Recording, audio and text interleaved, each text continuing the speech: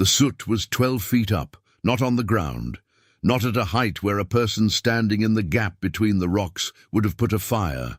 12 feet up the north face of the east boulder, a stain of old charcoal that had been there long enough that the granite had partly absorbed it, gone from black to grey, the edges bleeding into the stone so that you could only see it when the morning light came through the gap, at exactly the angle that revealed the difference between the rock's natural surface and the surface that fire had touched.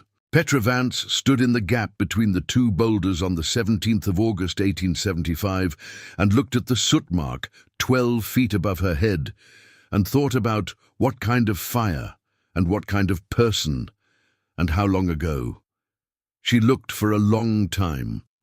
Then she looked at the gap itself, the way you looked at something you were going to have an opinion about, and had an opinion. The two boulders were granite. The Laramie Range granite of eastern Wyoming Territory, grey-white with pink feldspar inclusions, each boulder roughly the size of a two-story house, which was a comparison that entered her mind immediately and which she did not dismiss. They had come together at some geological moment before human memory, tipping toward each other from opposite sides of a slope, coming to rest with their upper faces in contact and their lower faces apart, creating between them a wedge-shaped gap that was 14 feet wide at the base where she was standing, and narrowed to nothing at the top where the two granite faces met. The gap ran north to south, approximately 30 feet deep from the open south face to the north wall where the two boulders touched first at ground level. The ceiling of the gap was the undersides of the two boulders themselves, arching toward their meeting point above, giving a maximum interior height at the center of approximately 9 feet, reducing to 5 at the north wall. She was inside the gap because she had climbed into it from the south through the open entrance, following the same instinct that had brought her up the slope from the creek in the first place. She had been following the creek south along the base of the Laramie Range for 2 hours, looking at the terrain with the attention of a woman who had been looking at terrain for 6 days and was beginning to understand what she was looking for. She was looking for something she could not afford to build. August of 1875 was not a time in which Petra Vance had money or prospects in the conventional sense of either word. She had a claim of 160 acres on Lodgepole Creek, Wyoming Territory, filed under her late husband James's name and transferred to her upon his death from typhoid in the 3rd week of July, 6 weeks before she stood in the gap between the boulders. She had 2 children, Maisie, 14, and who had her father's dark eyes and her mother's way of working through a problem by going very quiet, and Thomas, who was 6, and who had neither quality, which was fine, because he was 6. She had a wagon, a team of 2 horses, $140 in a money belt she had not taken off since July, a full set of James's tools, and one information advantage, which was that she had been reading James's engineering books since Ohio, and had a way of seeing terrain that James had not had, which was why she had been the one reading the books in the first place. James had been the conviction, and she had been the engineering. This was not a generous characterization. It was accurate. She stood in the gap between the boulders and looked at the soot mark above her and looked at the south opening of the gap and turned around slowly in the space, the way a person turned around in a space they were assessing. The south opening faced southeast, not true south. Southeast in the Wyoming territories meant the same thing it meant in the Ozarks and the Colorado canyons and the Kansas plains. Winter sun. The lowest, southernmost arc of the winter sun would come through that southeast opening at a low angle, hitting the north wall of the gap at approximately knee height, moving across the floor to the interior over the course of the morning hours, putting direct sunlight on the granite mass for 3 to 4 hours on clear winter days. The granite walls of the gap were not cold. She pressed her palm to the east boulder's interior face and held it. The granite was warmer than the air by perhaps 4 degrees, which was the accumulated warmth of 2 weeks of August sun, hitting the exterior faces and conducting through the 3 feet of granite that separated the exterior face from the interior surface. The granite was 3 feet thick in most sections. 3 feet of granite was a thermal battery that would take a long time to charge and a long time to discharge. She looked at the soot mark 12 feet up. She thought about what kind of structure put fire 12 feet above the floor. She thought for a long time. Then she walked south through the gap and stood at the entrance and looked at the approach terrain and the creek below and the angle of the afternoon sun on the southeast face of the east boulder. She looked at the slope above the boulders, where the hillside came down to the point where the boulders had originally sat before they fell. She looked at the ground inside the gap, which was partly bare granite shelf and partly accumulated soil in the north corners. Soil that had been blowing and washing into the sheltered gap for however long the boulders had been here. She looked at this all for approximately 20 minutes. Then she went back down the slope to where Maisie was holding the horses, and Thomas was sitting on a rock, throwing smaller rocks into the creek, which was what 6-year-olds did near creeks when the adults were doing something incomprehensible. She said, "I found it." Maisie said, "Found what?" She said, "Where we're going to winter." Maisie looked up at the boulders on the slope above them and said nothing for a long moment. She had her father's dark eyes and her mother's assessment process, and she was running the assessment. She said, "In the rocks." Petra said, "In the gap between them." Southeast-facing granite walls on 3 sides, natural ceiling of stone, 14 feet wide at the base. "We build the south wall and a door and a hearth, and we're inside a granite house." Maisie said, "How thick is the granite?" Petra said, 3 feet minimum, probably more at the base where they're wedged together. Maisie thought about this. She said, "What's the soot on the north wall?" Petra looked at her. Maisie said, "I can see it from here. There's a dark mark on the north boulder face about halfway up." She paused. "Old fire." Petra said, "Yes." Maisie said, "How old?" Petra said, "That's what I want to know." She did not say this with alarm. She said it with the specific interest of a woman who had been thinking about the soot mark for 20 minutes, and who had not yet arrived at an explanation she was satisfied with, and who had decided that arriving at the explanation was part of the work. They made camp on the creek that night. Petra sat by the fire after Thomas was asleep and read by the firelight from James's copy of a civil engineering survey manual she had been reading since Ohio. A book that was too technical for most of the people who owned it, but not too technical for her. A book that had chapters on masonry and thermal properties of stone and drainage and structural loads that she had been reading the way she read everything, for what she could use. She had been in the Wyoming Territory for 11 months, the first 7 as a miner's wife, following a man convinced the Laramie Range held silver like Nevada's. It had not materialized. The typhoid in July made it irrelevant. She was 37 with 2 children and $140 in tools, and a claim with no silver in it.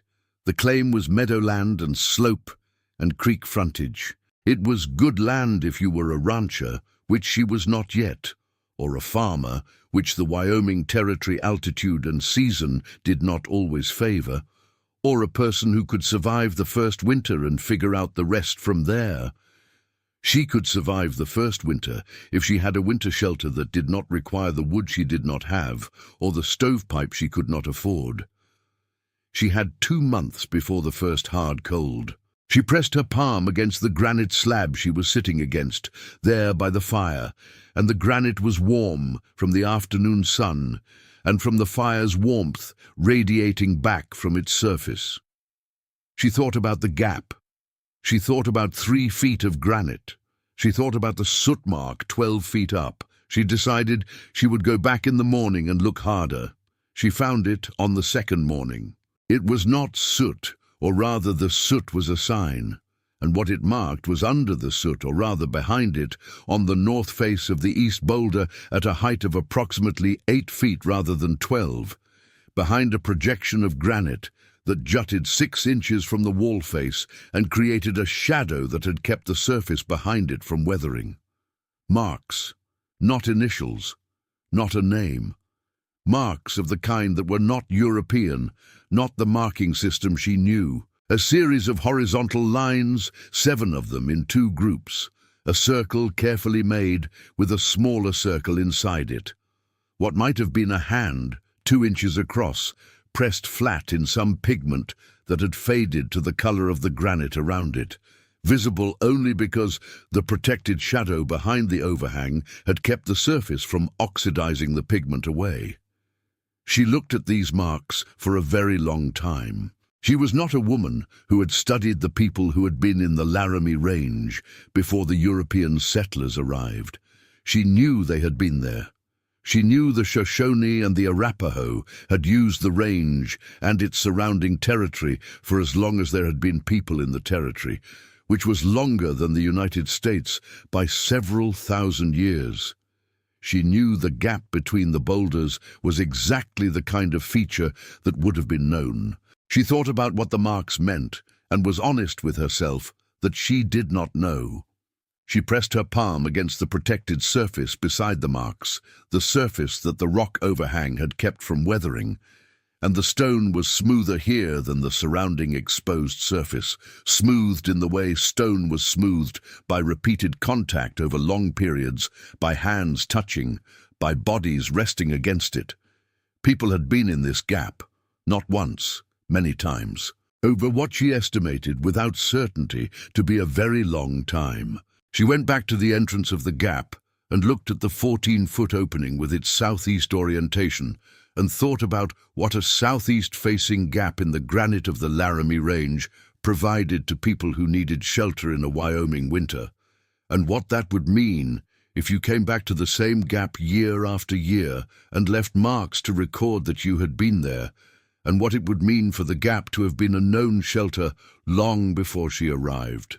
She thought about the soot 12 feet up and the smooth stone behind the overhang and the marks she did not know how to read, and felt something she was not certain how to name, which was the feeling of arriving somewhere that people had arrived at before, that had been known and used and trusted, and that was now waiting for someone to recognize what it was. She recognized what it was. She began building the next morning. The south wall was the primary structure, the wall that would close the open face of the gap and create the sealed interior. It needed to run 14 feet across the entrance, from the east boulder face to the west boulder face, and it needed to rise to the full height of the gap entrance, which was 9 feet at center and lower at the sides, where the boulders angled in.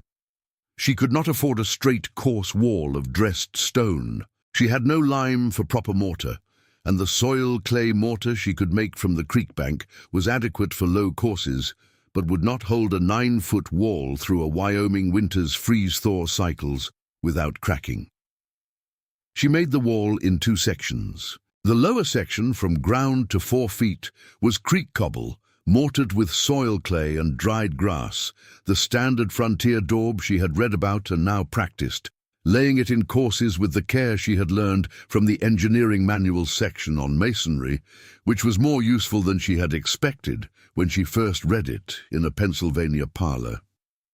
The lower 4 feet was in the ground of the gap's south face, between the 2 boulder edges, and was load-bearing in the sense that everything above it would rest on it. She built it slowly and with attention. The upper section, from 4 feet to the 9-foot apex, she built differently. She could not mortar this height with the same clay-grass mortar without the wall being unstable. She used a technique she had read about in a different section of the engineering manual, a technique used in mine shaft construction, which was fitting rather than mortaring, selecting stones that fit against each other by shape and weight, dry-stacked in the way that old walls in Scotland and Ireland were dry-stacked, depending on fit and gravity rather than mortar. She chinked the dry-stacked joints with moss from the creek bank and clay pressed in with a stick, not as mortar, but as gap-fill, stopping the wind without requiring the mortar to carry structural load. Maisie helped from day 3. She was 14, and she had her father's physical patience, which meant she could do a repetitive task without rushing it. And the repetitive task here was sorting cobbles by size and shape, identifying which pieces would work for which position in the wall. She became good at this faster than Petra expected, faster than Petra had been, which she did not mention to Maisie because it would have embarrassed them both.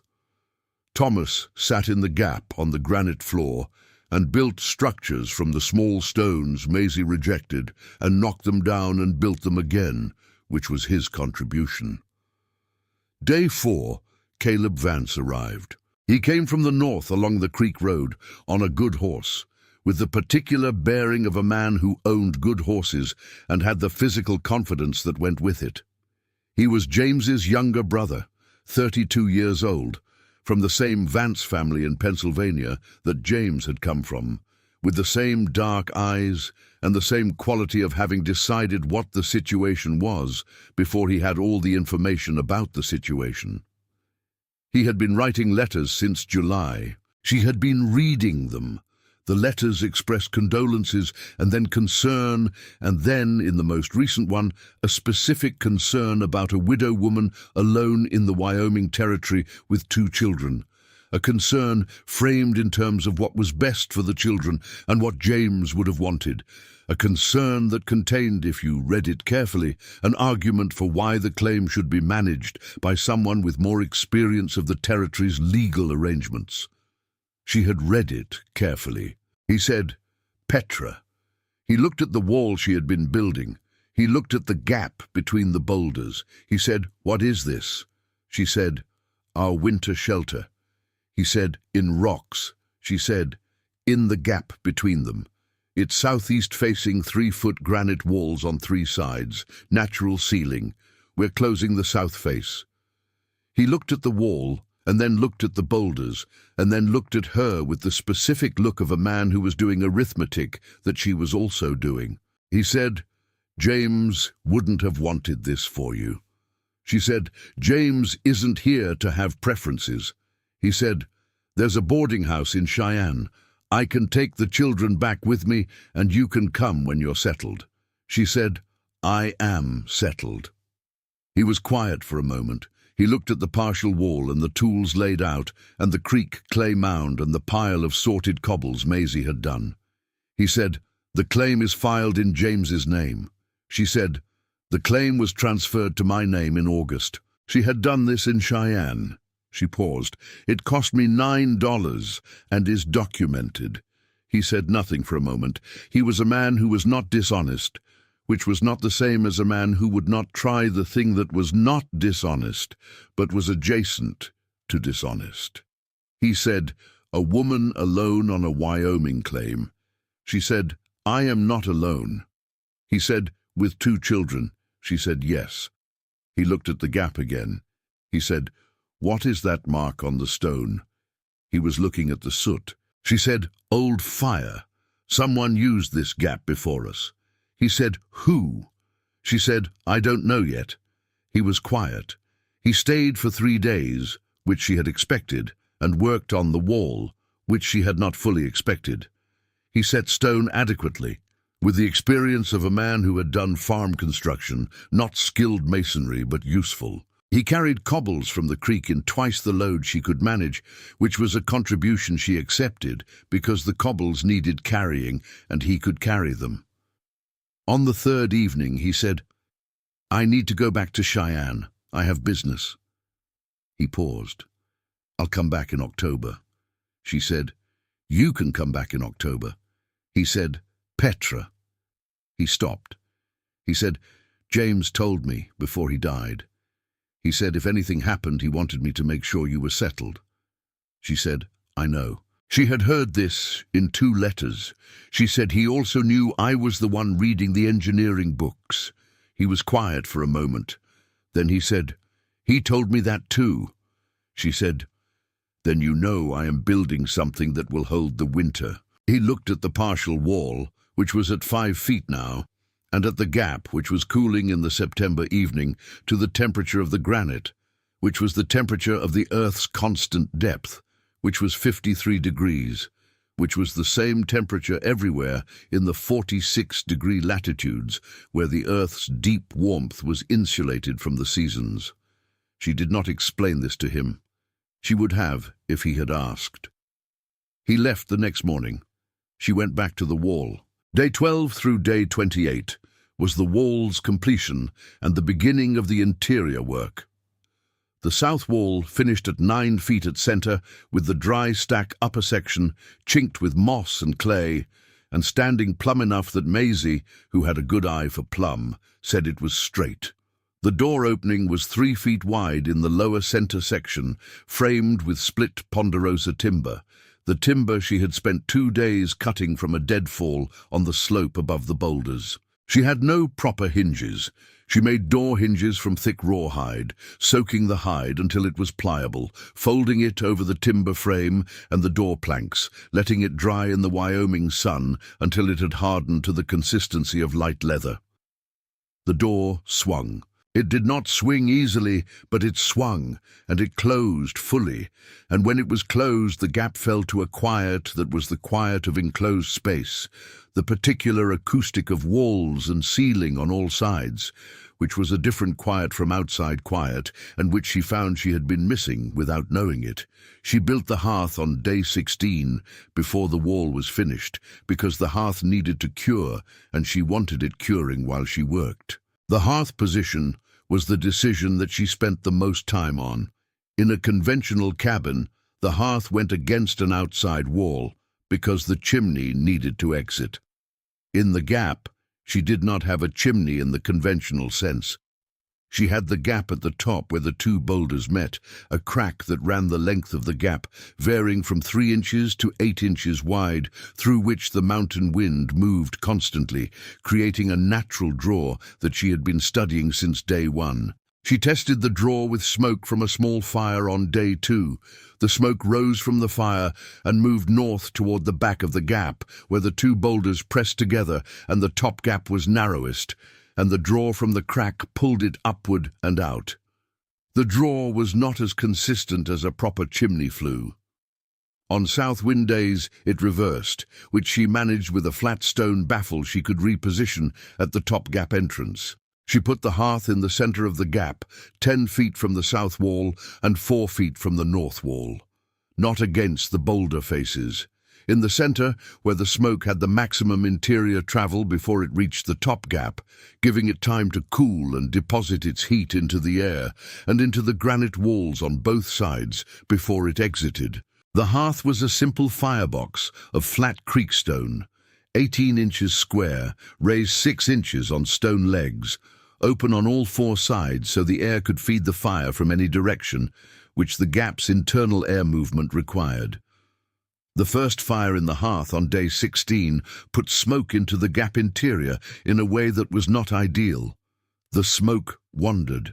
It found eddy zones at the east wall and pooled. She spent most of day 17 managing smoke movement with baffles and adjustments, and discovered that a fire of small, dry, hot-burning fuel produced less smoke and more heat than a fire of large, slow-burning pieces, and that small and dry was the management principle for a smokeless fire in an enclosed granite gap. Day 18, she pressed her palm to the east boulder's interior face. The granite was warmer than it had been on day 1. The 14 fires she had built for testing and for warmth had been adding heat to the granite mass that surrounded her on 3 sides, and the granite was beginning to hold it. She was not surprised. She had been expecting this. The engineering manual section on masonry included a passage about the thermal properties of granite that she had read 3 times, a passage that described granite's specific heat capacity and its low thermal conductivity, which meant it absorbed heat slowly but released it even more slowly, a material that was reluctant to warm and even more reluctant to cool. In a Wyoming winter, at 4,000 feet elevation, she pressed her palm to the granite and thought about reluctant to cool.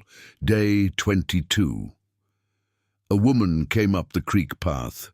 She was old, the kind of old that was a specific age you could not identify, somewhere between 60 and 80.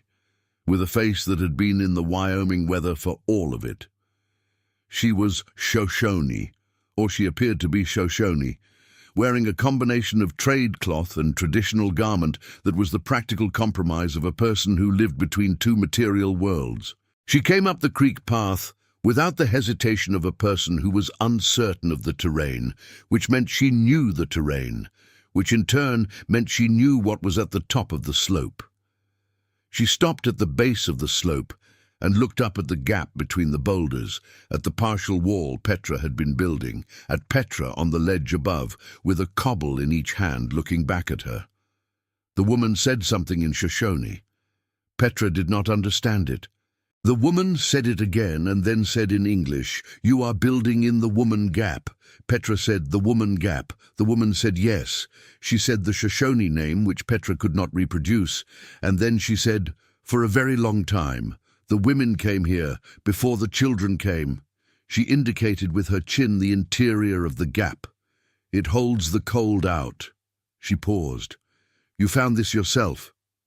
Petra said, "Yes." The woman looked at her for a long moment with the specific look of someone who was confirming something they already believed. She said, "The marks on the stone, inside." Petra said, "Yes, I found them." The woman said, "How many lines?" Petra thought. She said, 7, in 2 groups. The woman nodded. She said, "A good number." She paused. They counted the winters. "The lines are winters." Petra said, "Winters survived." The woman said, "Yes." They were quiet for a moment. Then the woman said, "The soot at the top." Petra said, 12 feet up. I couldn't understand the fire position. The woman said, "In the old time they built the platform high, very high, to be above the cold air on the floor. The fire on the platform also, to heat the stone above." She indicated the granite ceiling above the platform height. "You understand why?" Petra said, "The ceiling is 8 feet of solid granite at that point. If you put the fire there, the granite above absorbs the heat and radiates it down through the night." The woman looked at her with the look she had given her before, the confirming look. She said, "You know this already." Petra said, "I had not thought of the ceiling. I was thinking about the walls." The woman said, "The ceiling also." Petra looked at the ceiling of the gap, the underside of the 2 boulders arching toward their meeting point, 8 feet of granite above the platform height. She had been thinking about the walls because the walls were what her engineering manual discussed. She had not been thinking about the ceiling because she had no frame of reference for a granite ceiling as a thermal mass. She thought about it now. 8 feet of granite above her head, 3 feet of granite on either side, the underside of the boulders absorbing the fire's heat in a way the exterior top surfaces never would, because the fire was inside the gap and the exterior tops were exposed to the winter sky. The woman on the creek path said, "It is a good place." She said the Shoshone name again. She said, "Many winters." She paused. "Before your people came here." Petra said, "How many winters?" The woman said, "Many. Before the grandmother of my grandmother." She went back down the creek path without ceremony, in the way of someone who had come to see a thing and had seen it and was satisfied. Petra stood on the ledge for a long time. Then she went back to the wall and she built the sleeping platform high. The platform she had been planning was 18 inches off the floor, the standard elevation for keeping a body above the pooled cold air. She tore out what she had started and began again at 6 feet. 6 feet was not easy. 6 feet off the floor required a structural frame of heavy ponderosa timber, mortised and pegged in the joints, because she had almost no nails left, and because mortised timber was stronger anyway when the load it would carry was 3 people and their sleeping gear. The frame took 5 days, days 23 through 27, Maisie handing timber up, while Petra worked aloft on a rough scaffold of leaned poles. She built the fire platform at 7 feet, 1 foot above the sleeping platform, against the north wall of the gap, where the gap narrowed and the ceiling above was at its highest point, 9 feet, meaning the fire platform was 2 feet below the ceiling granite. She had never read about fire at 7 feet in an enclosed stone space. She had one person's word for it, a woman on a creek path who had looked at her with a confirming look and said, "The ceiling also." She trusted the look more than she could articulate. The first high fire on day 28 told her within an hour whether she had been right to trust it. She built the fire on the platform at 7 feet and let it burn for 2 hours. The smoke moved differently from up here, rising the last 2 feet to the ceiling and spreading across the ceiling's inner surface before finding its way north and out through the top gap crack. She watched the smoke carefully and saw that it was depositing its heat against the granite ceiling before it exited, the same way smoke deposits soot. But instead of soot, it was depositing heat into a ceiling that was 8 feet of solid granite. At the end of the 2 hours, she climbed the scaffold and pressed her hand to the ceiling granite directly above the fire platform. The granite was hot, not warm, hot. She pulled her hand back at the first touch and then held it closer, an inch from the surface, feeling the radiated heat on her palm without contact, the same kind of radiant heat that came from a stove face in the inches before you touched it. The granite ceiling above the fire platform was hot in the way of a surface that had been receiving fire heat for 2 hours. 8 feet of granite above that surface. 8 feet of material that, per the engineering manual, had the lowest thermal conductivity of any common building stone, meaning it would move the heat upward through itself very slowly, meaning it would hold the heat in its inner surfaces for a very long time. She understood what the women who had left marks on this stone had understood. She understood it in her hand and her arm, with the heat radiating into her palm from the granite ceiling. She climbed down and sat on the sleeping platform at 6 feet and looked at the fire platform above her and the ceiling above the fire, and felt the warmth radiating down from the granite ceiling with the specific quality of radiant heat, which fell through air without warming it and warmed whatever solid surface it landed on, including the sleeping platform and the bodies on it and the floor below. She said, "Maisie." Maisie was at the south wall checking the door hang. She came and looked up at the fire platform and the ceiling. She said, "It's warm up here." Petra said, "Press your hand to the granite above." Maisie climbed the scaffold and pressed her palm to the ceiling. She held it. She came back down. She said, "It's hot." Petra said, 8 feet of granite. It absorbed the fire's heat in 2 hours. It will hold it all night. She paused. "The ceiling is the hearth." Maisie thought about this. She said, "So the fire heats the ceiling and the ceiling heats the room." Petra said, "From above, which is not how we usually think about heat. But the ceiling is granite and granite holds it and radiates it down." Maisie said, "And the walls?" Petra said, "The walls also. But the ceiling is the key." Maisie looked at the marks on the stone behind the overhang. She had been looking at them since Petra found them, in the way that a 14-year-old looked at something that was old and unreadable and felt the age of it. She said, "They figured this out." Petra said, "Yes." Maisie said, "A long time ago." Petra said, "Long before us." She paused. "We are the newest people to understand this about this particular rock." Maisie looked at the 7 lines counted on the stone. She said, "The lines are winters they survived here." Petra said, "That's what she told me." Maisie was quiet. Then she said, "We should add a line." Petra said, "We haven't survived the winter yet." Maisie said, "After." Petra said, "After." September arrived, and with it the work that September in the Wyoming Territory demanded, which was everything simultaneously: the wood supply, the food stores, the weatherproofing, the gap sealing, the preparation of the sleeping arrangements for 2 children and 1 adult in a granite gap at 4,000 feet elevation. The wood problem was the problem she had been thinking about since she understood the shelter. The gap provided its own thermal mass in the granite walls and ceiling, which meant the fire was doing two jobs, heating the air immediately and heating the stone. The stone would do the second job of heating the air through the night after the fire died. This meant she needed less fire than a standard shelter, but she needed it to be hot and concentrated. The kind of fire that put maximum heat into the granite ceiling above it rather than spreading warmth broadly through the space. Small, hot, dry wood, ponderosa pine, the driest pieces, the splits that burned fast and hot. Not the slow-burning pieces that maintained comfortable air warmth, the pieces that flared and roared and put their heat upward in the concentrated stream that the high fire platform required. She cut and split for 7 days, days 29 through 35. Maisie split.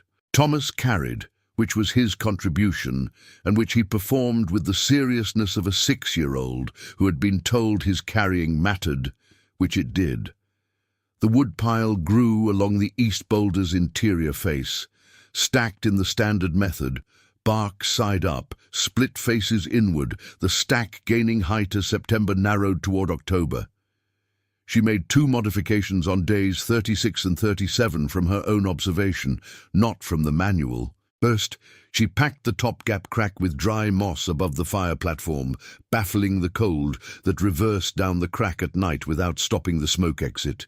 Second, she layered 6 inches of dried creek grass over the granite floor beneath the sleeping platform and covered it with canvas.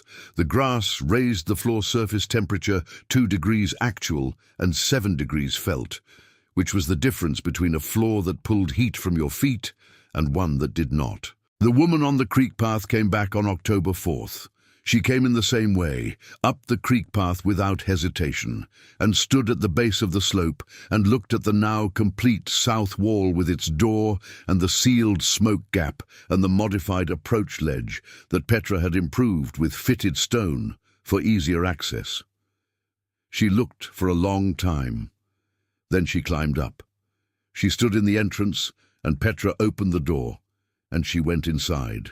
She stood in the interior and looked at the high fire platform and the sleeping platform and the ceiling above both. She looked at the moss-sealed crack. She looked at the grass and canvas floor. She said nothing for a moment. Then she said, "You added the ceiling moss." Petra said yes. She said, "We used to use bark." She thought, "This is better." She pressed her hand to the East Boulder's interior face. She held it. She nodded. She looked at the marks on the north wall behind the overhang. She looked at the 7 lines and the circles and the faded handprint. She said, "You will add a line after the winter." Petra said, "Yes." The woman said, "Good." She paused. Her name for the place came again, the Shoshone name. She said, "It has been too long without a line." She did not say how long. Petra did not ask. The fact of the gap and the marks in it and the winters they recorded was its own number, larger than she could put in precise years, and putting precise years on it was not the point. The woman left and came back 2 days later with a bundle of the cured bark strips Petra had not been able to find. She left them at the entrance without knocking. Petra found them in the morning and replaced the moss in the upper crack with the bark, pressing it in layers, the bark's natural oils giving it a better seal than the dried moss. The cold infiltration from the top gap dropped measurably. She could feel the difference in the mornings. October arrived and began its compression toward winter, the temperature dropping 3 degrees per week in the standard Wyoming pattern. The afternoons still warm, but the mornings and nights progressively colder, the kind of cold that was telling you something. She received a letter from Caleb Vance, forwarded from the Cheyenne post office to the general store at the Creek settlement 4 miles north. The letter said he was coming in October. The letter said he had spoken with a lawyer in Cheyenne about the legal arrangements for managing a claim when the holder was a woman alone. The letter said these arrangements were straightforward, and he wanted to discuss them when he arrived. She wrote back, She said the arrangements were already managed. She said she was in a permanent structure on the claim and intended to winter there. She said she looked forward to seeing him. She used the word permanent with intention. He arrived on the 14th of October. Same good horse, cleaner boots than the Wyoming mud of October really justified. He came up the slope with the horse tied below and stood at the entrance of the gap and looked at what she had built. The south wall was complete and plumb, and the door was hung, and the smoke gap was sealed with bark, and the sleeping platform was 6 feet high, and the fire platform was 7 feet high, and the ceiling above it was the ceiling of the granite boulder itself, and the interior of the gap was 61 degrees at mid-morning without a fire. He stood in the entrance and looked at the interior temperature, which he could not see, but which he could feel on his face and hands, as he stood in the open doorway, the warmth of the enclosed space against the 44-degree October air outside. He said, "How?" She said, "The granite. It absorbed 2 months of fire heat. It gives it back." He said, "The ceiling?" She said, "The ceiling is the primary radiator. The fire goes up here at 7 feet. The smoke heats the ceiling before it exits. 8 feet of granite holds that heat. It radiates down through the night." He pressed his hand to the east boulder face. He held it. He said nothing for a long time. She said, "The walls also, but the ceiling is the key." She paused. The people who used this gap before me understood it. The fire position was at height. He said, "Who used it before you?" She said, "The Shoshone women, for a long time before any of us arrived." He looked at the marks on the north wall. He said, "Those marks." She said, "Winters survived. Each line is a winter that someone was in this gap and came through it." He was quiet. He looked at the marks and then looked at the interior, the high platforms and the sealed crack and the grass floor and the general economy of a space that had been organized by someone who had read the engineering manuals. He said, "You read the books?" She said, "Yes." He said, "James always said that." She said, "I know." He was quiet for another moment. He said, "When you say the arrangements are managed," she said, "the claim is in my name. The structure is permanent. I am a settler in occupation." She paused. "Those are the 3 things that establish preemption, and I have all 3. He said, "I was going to help." She said, "I know." She thought about this. She said, "You can help. Come back in spring and help me expand the structure into the slope above. I want to add 2 rooms, using the boulder faces as rear walls and the hillside as the north wall." She paused. "I'll need someone who can carry twice what I can carry." He looked at her. He said, "I'll come in spring." She said, "Good." November arrived.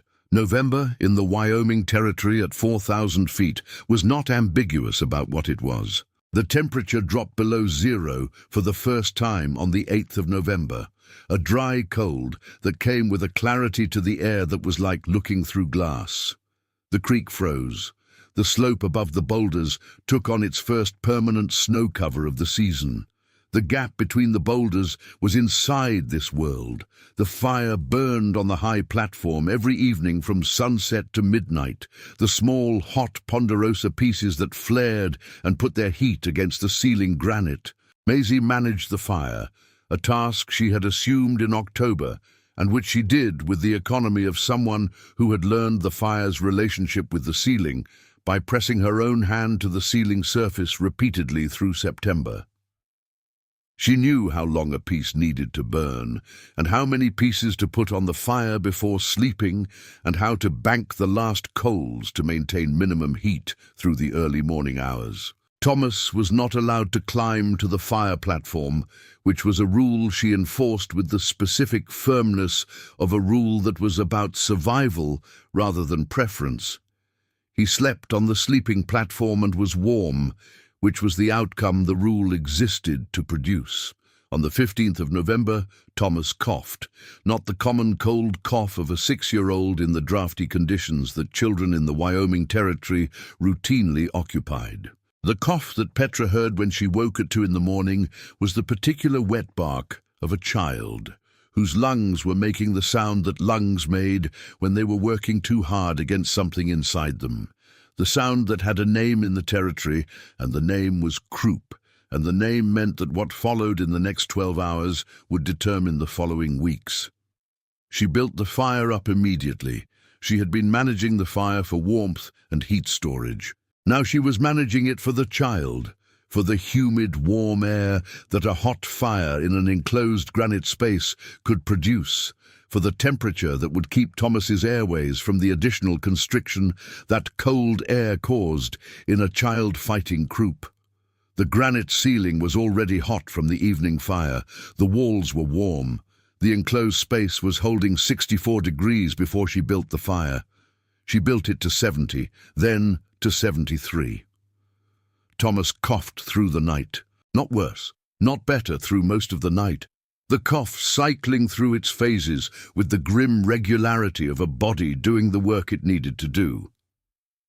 Maisie sat on the sleeping platform with her brother's head in her lap and said nothing because she knew that saying nothing was sometimes the right thing, and she was 14 and understood this.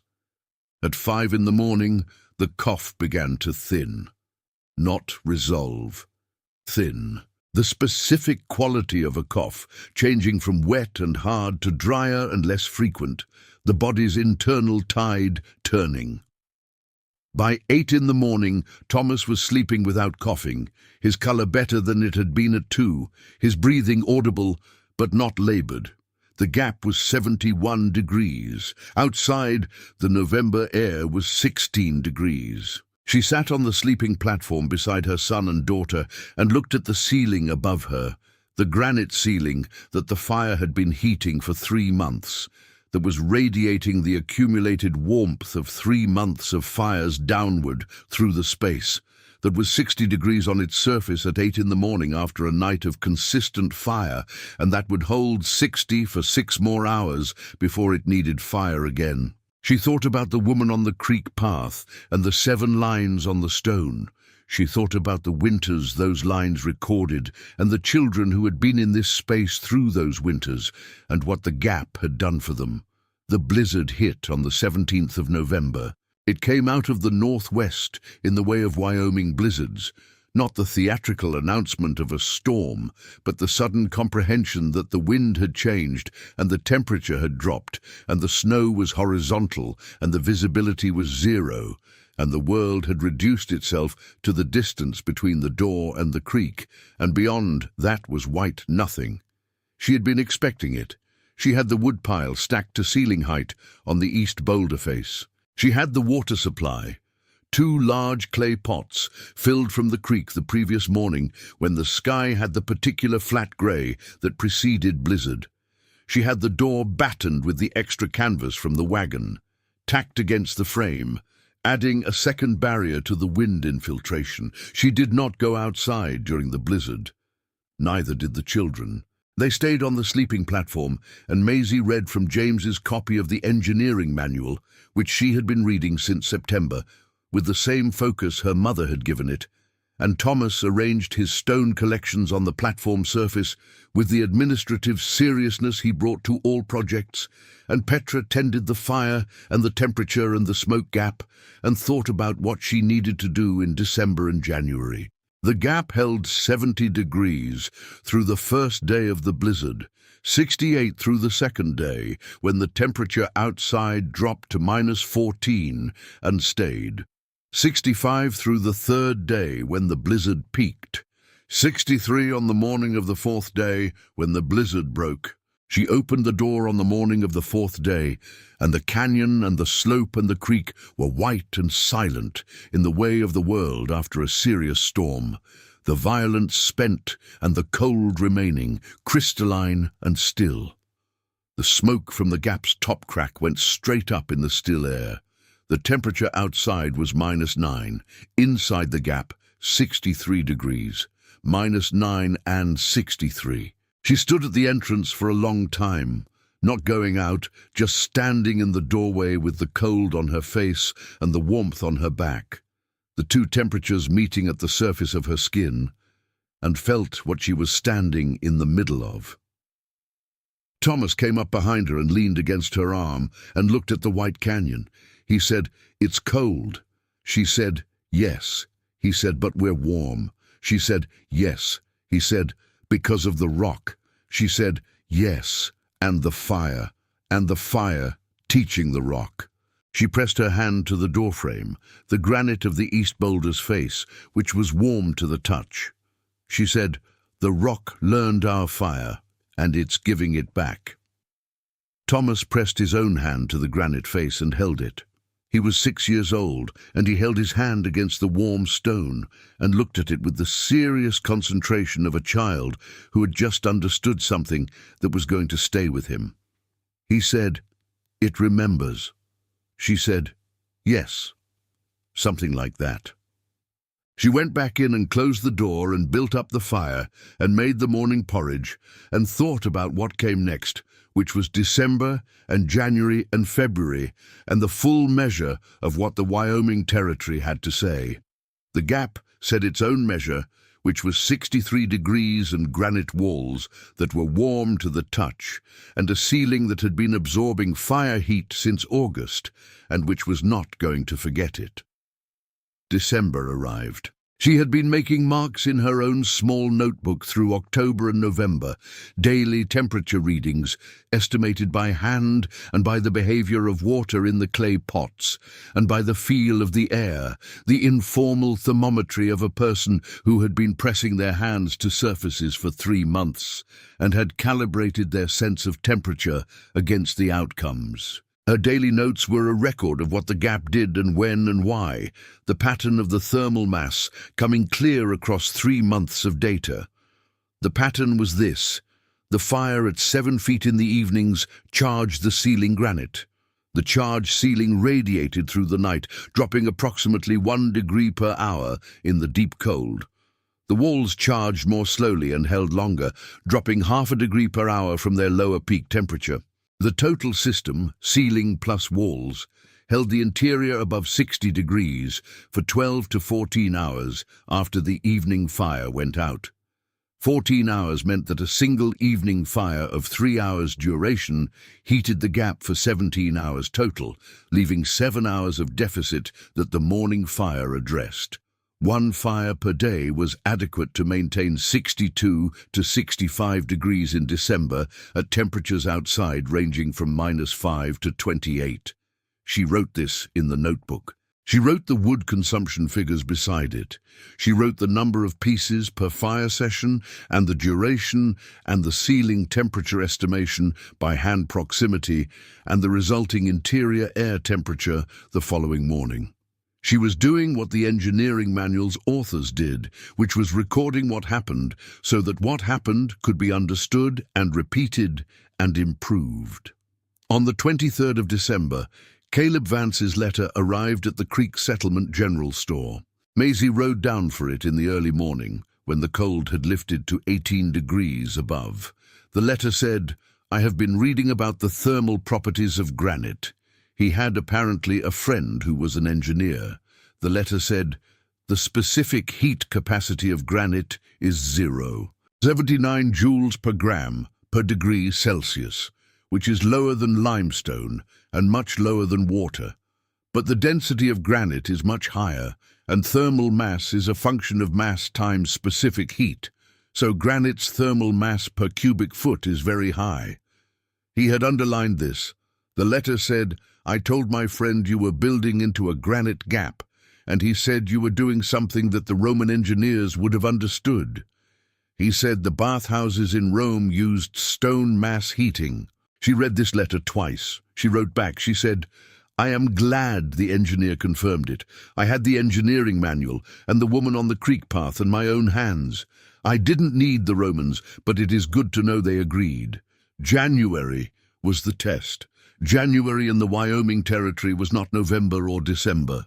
January was the thing that November and December were building toward, the month when the temperature stayed below 0 for stretches of a week or more, when the creek was frozen solid to the bottom in the shallow sections, when the wind came out of the northwest with the specific purpose of finding every gap in every structure and taking what was inside. The gap had 3 gaps: the door, the smoke crack, and the moss and bark seal above the fire platform. She had addressed all 3 in the preparation months, and she had addressed them well, and the test was whether she had addressed them well enough.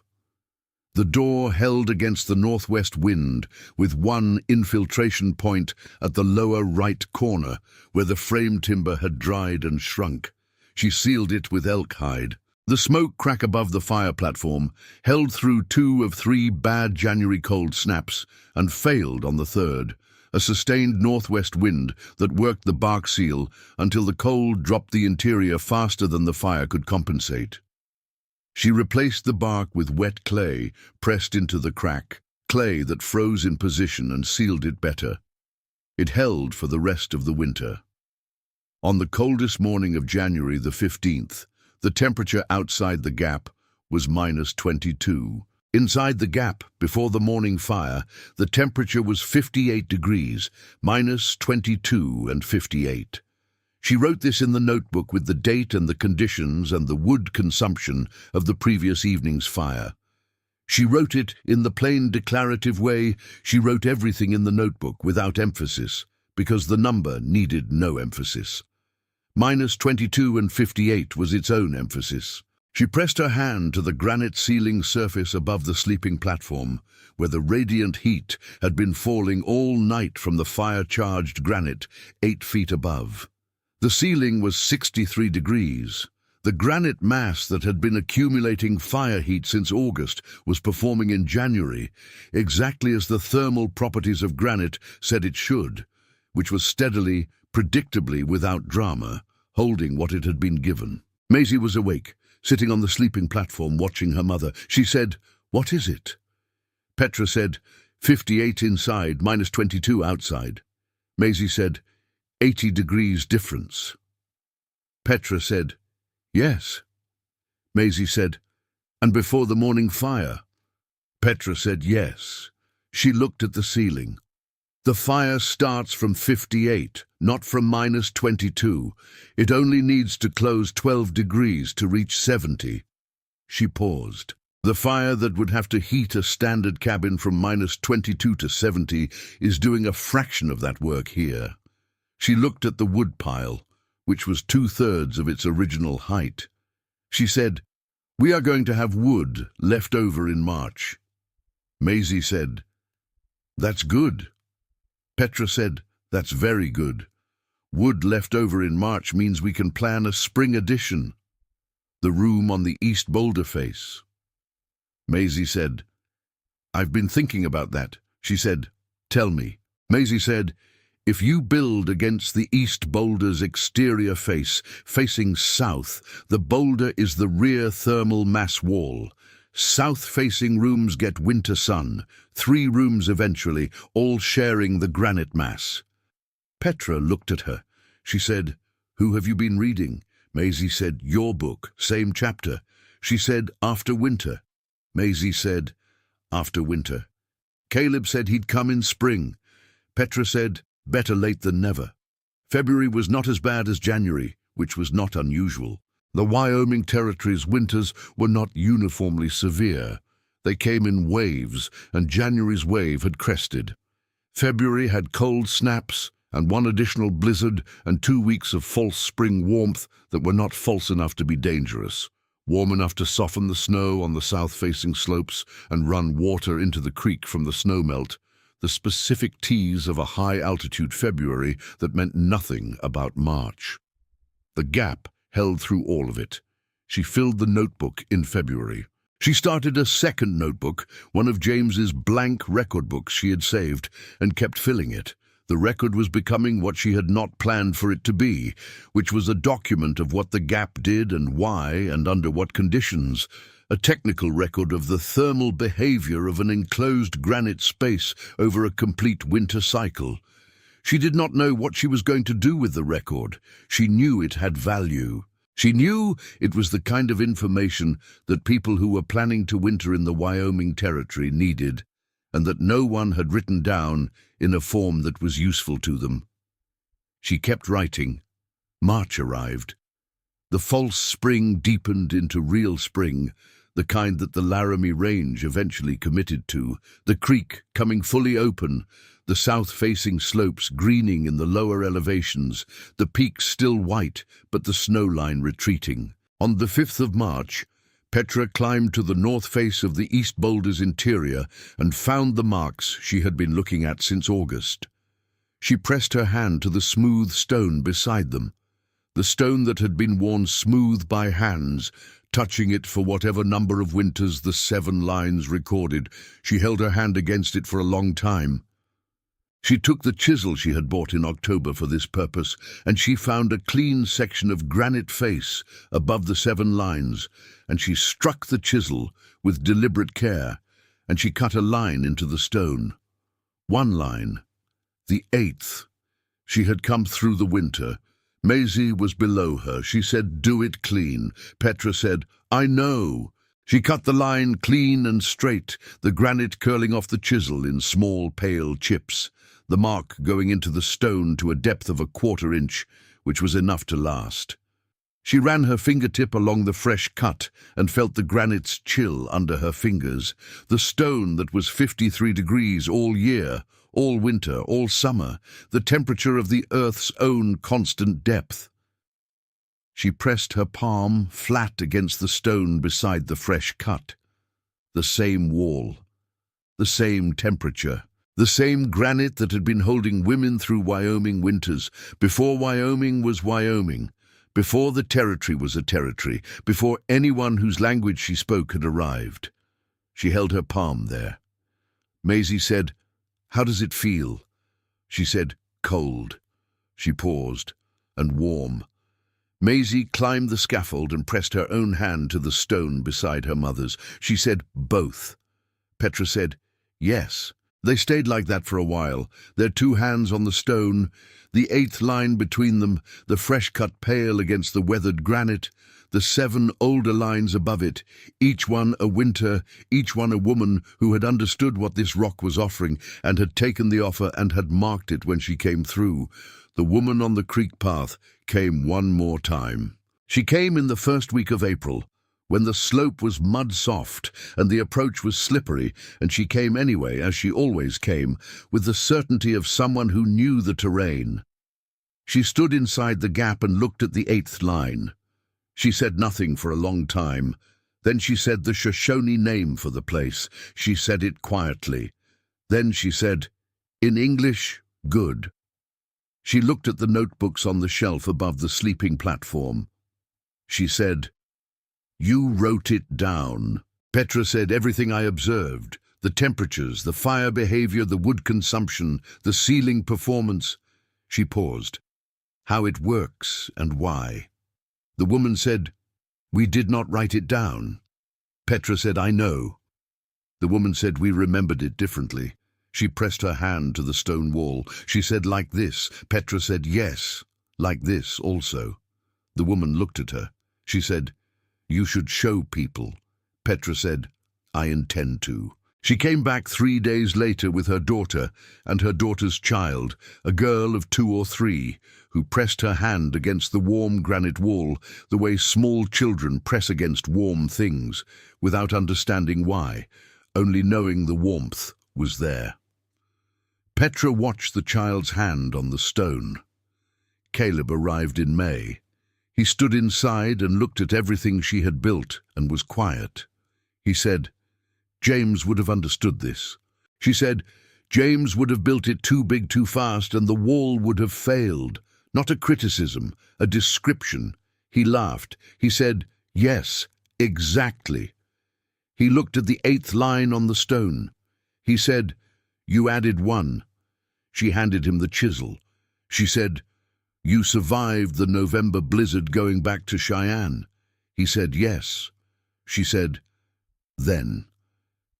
He pressed the chisel to the granite and cut a line beside hers, not as clean, in the stone, and staying.